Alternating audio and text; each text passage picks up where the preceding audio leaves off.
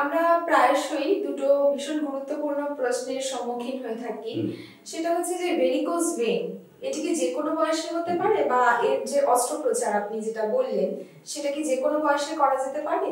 দেখুন, ভেরিকোজ ভেনের কারণ রিলেটেড ভাবে যদি আমরা আসি, যাদের ক্ষেত্রে এটা হেরিডিটারি বা বংশগত, তাদের ক্ষেত্রে আমরা 12 থেকে 16 বছর বয়সেও ভেরিকোজ ভেনের পেশেন্ট পেয়েছি এবং তাদের ক্ষেত্রে আমরা আর্লি এজে অপারেশনটা করি। তার কারণটা কি? কারণ একটা মানুষের ডিজিজ ফ্রি লাইফ তার কর্মক্ষেত্রের ক্ষেত্রে ভীষণ ইম্পর্টেন্ট।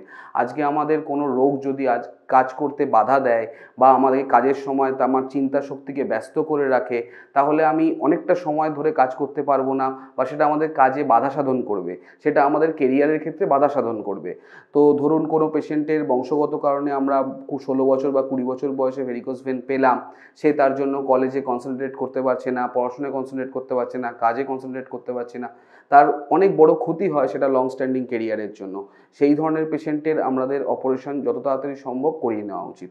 এবং এটাও দেখা যায় যে তার 20 বছরের কর্মক্ষেত্র বা 30 বছরের অ্যাক্টিভ কর্মক্ষেত্র যদি থাকে, সেখানে যদি এই রোগটা থাকে তো সেটা ও কোনোভাবেই করতে পারবে না এবং অনেক দ্রুত হারে সেই রোগটা প্রোগ্রেস করবে। তো সেই জন্য আমাদের বয়সসীমা আজকালকার দিনে ভেরিকোজ ভেনের সত্যিই নেই, কারণ না হলে আমাদের রোগটা অনেক দ্রুতভাবে প্রোগ্রেস করবে।